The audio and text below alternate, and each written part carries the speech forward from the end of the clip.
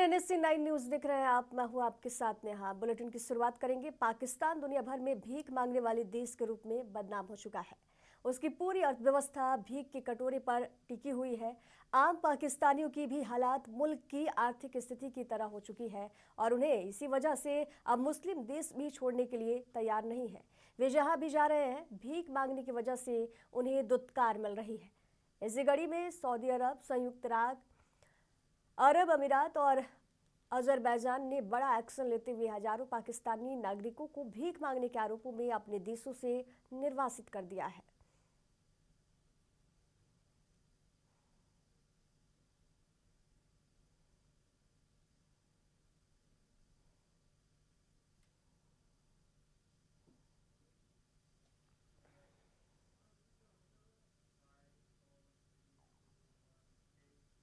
America के राष्ट्रपति Donald Trump ने एक बार फिर से टैरिफ और टैक्स को लेकर बड़ा बयान दिया है। नॉर्थ कैरोलिना में दिए अपने बयान और संबोधन के दौरान ट्रंप ने मजाकिया अंदाज में कहा कि टैरिफ उनका पसंदीदा शब्द है, लेकिन अब वे इसे अपना 5वां पसंदीदा शब्द मानते हैं। इसके साथ ही उन्होंने नए साल से लागू होने वाले बड़े टैक्स कट्स का भी ऐलान किया है।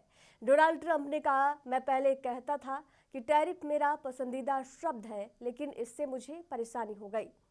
फेक न्यूज वालों ने मुझ पर सवाल उठा दिए। धर्म क्या, भगवान का क्या, परिवार का क्या, पत्नी और बच्चों का क्या। इसलिए अब टैरिफ मेरा 5वां पसंदीदा शब्द है।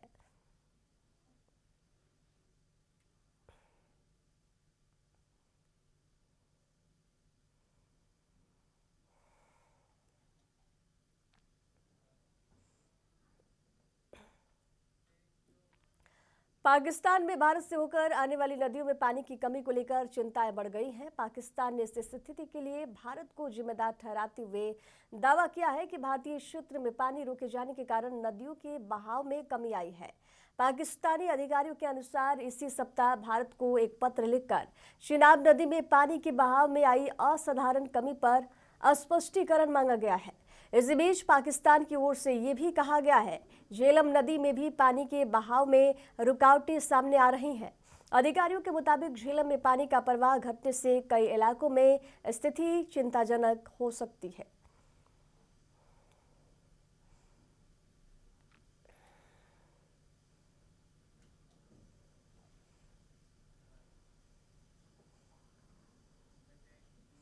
बिहार के मुख्यमंत्री नीतीश कुमार द्वारा एक महिला का हिजाब हटाने की कोशिश का वायरल वीडियो सामने आने के बाद माहौल गर्मा गया है। इस पूरे विवाद में केंद्र में डॉक्टर नुसरत परवीन का नाम लगातार चर्चा में बना हुआ है। इसी बीच नुसरत परवीन की सहेली बिल्किस परवीन का एक बयान सामने आया है। उन्होंने कहा है कि उन्हें जानकारी मिली है कि नुसरत परवीन कल फिर से अपनी ड्यूटी ज्वाइन करने जा रही हैं। मुझे तो नहीं पता वे कब कर रही हैं, लेकिन खबर मिली है कि वे ज्वाइन कर रही हैं।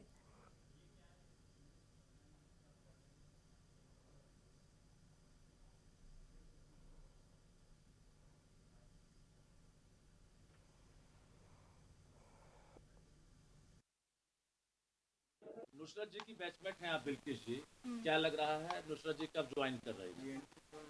मुझे खबर मिली है कि वो कल ज्वाइन कर रही है। अच्छा, कल कितने बजे खबर मिली है? कितने बजे ज्वाइन करेगी ये मुझे नहीं पता, बस खबर मिली है कि ज्वाइन करेगी कल। जी। अच्छा, नुसरत के बारे में और क्या जानती हैं, क्योंकि आप क्लासमेट रही हाँ, हैं? वो हमेशा सही पर्दा में रहती थी, जैसे वहाँ पे आप लोगों ने देखा। बस तो लोगों ने पहले चेहरा देखा?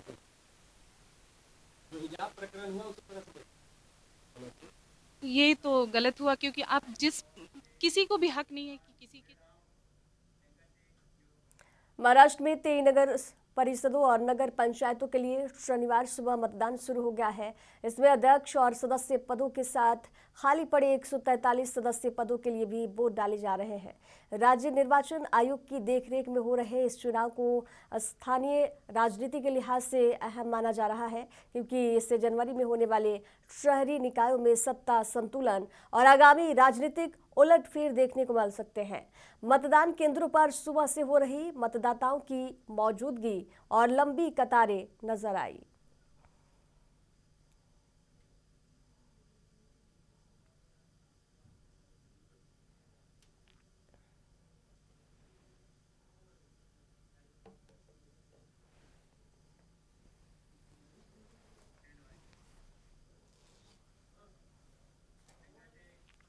मुख्यमंत्री योगी आदित्यनाथ ने पुलिस अधिकारियों को दो टूक हिदायत दी है कि लोगों को विदेश भेजने के नाम पर धोखाधड़ी करने वाले एजेंटों के खिलाफ सख्त कार्रवाई की जाएगी।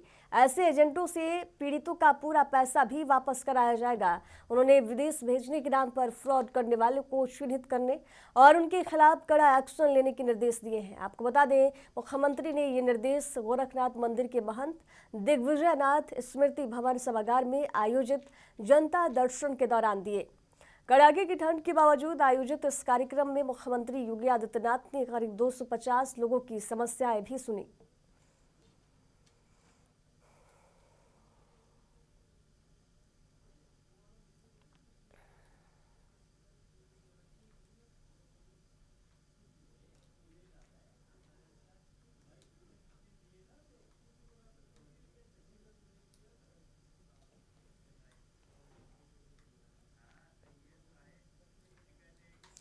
पश्चिम बंगाल में तृणमूल कांग्रेस के विधायक मदन मित्रा के बयान ने नया विवाद खड़ा कर दिया है, जिस पर राजनीतिक बवाल मच गया है। मदन मित्रा ने कहा है, भगवान राम मुसलमान थे और उनका कोई उपनाम नहीं था। वायरल हुए इस बयान पर भाजपा ने कड़ी प्रतिक्रिया देते हुए इसे हिंदू धर्म का सीधा अपमान बताया है। वहीं ममता बनर्जी का इस पर कोई बयान नहीं आया।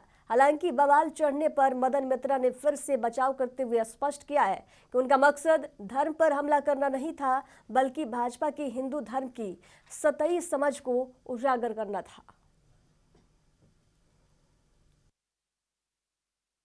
तो आमी बोलছি राम मुसलमान ছিলেন, हिंदू ছিলেন না।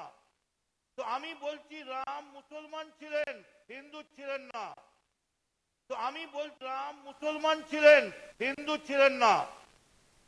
এখন পাগলা হয়ে গেল, সয়ে যায় ও যায়, ও ওখানে দৌড়ায়, এদিকে পাগলাটা দৌড়, এদিকে এই পুরি শিশির বাবুর বেটাটা दौड़। दिल्ली की मुख्यमंत्री रेखा गुप्ता खाटू श्याम मंदिर पहुंची। उन्होंने बाबा श्याम के दरबार में शीश नवाकर देश और प्रदेश की खुशहाली, सुख, समृद्धि और जन कल्याण की कामना की है। पहले वे सलासर बालाजी पहुंची।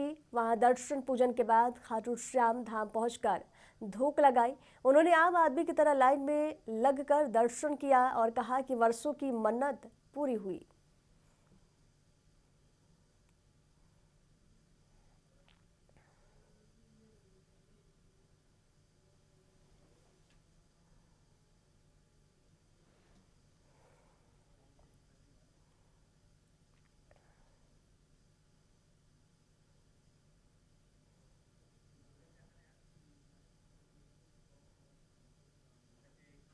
राजस्थान से भाजपा विधायक बाल मुकुंद आचार्य ने दावा किया है कि जिस प्रकार अयोध्या में श्री राम मंदिर बनने का रास्ता साफ हुआ, इसी प्रकार मथुरा में श्री कृष्ण के भक्तों की इच्छा भी पूरी होगी। भाजपा विधायक ने कहा, पूरे देश के आध्यात्मिक गुरुओं और सनातन धर्म के मानने वालों की यही इच्छा है कि भगवान कृष्ण की जन्मभूमि पवित्र रहे और बाबर, हुमायूं, औरंगजेब या उनके वंशजों का कोई निशान वह न रहे, जिन्होंने देश को लूटा, धार्मिक स्थलों को अपवित्र किया और लोगों की भावनाओं को ठेस पहुंचाई, उन्हें वहां याद नहीं किया जाना चाहिए। वे भूमि सिर्फ भगवान कृष्ण की जन्मभूमि ही रहनी चाहिए।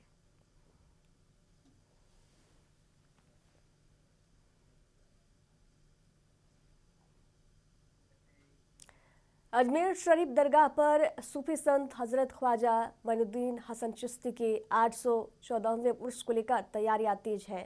इसी मौके पर 22 दिसंबर को पीएम नरेंद्र मोदी की ओर से चादर पेश की जाएगी। प्रधानमंत्री की चादर केंद्रीय संसदीय कार्य मंत्री किरण रिजिजू दरगाह में पेश करेंगे। इसको लेकर किरण रिजिजू का आधिकारिक कार्यक्रम भी जारी कर दिया गया है। कांग्रेस के अध्यक्ष मल्लिकार्जुन खड़गे ने भी ख्वाजा साहब की दरगाह के लिए कांग्रेस पार्टी की ओर से चादर पेशी करेंगे। खड़गे ने सोशल मीडिया प्लेटफॉर्म एक्स पर हिंदी में पोस्ट करते हुए लिखा, ख्वाजा गरीब नवाज की शिक्षा सबके लिए प्रेम, किसी से द्वेष नहीं, आज के समय में और भी ज़्यादा प्रासंगिक है। उन्होंने दुआ की कि देश में शांति, प्रेम, सामाजिक सौहार्द और एकता बनी रहे।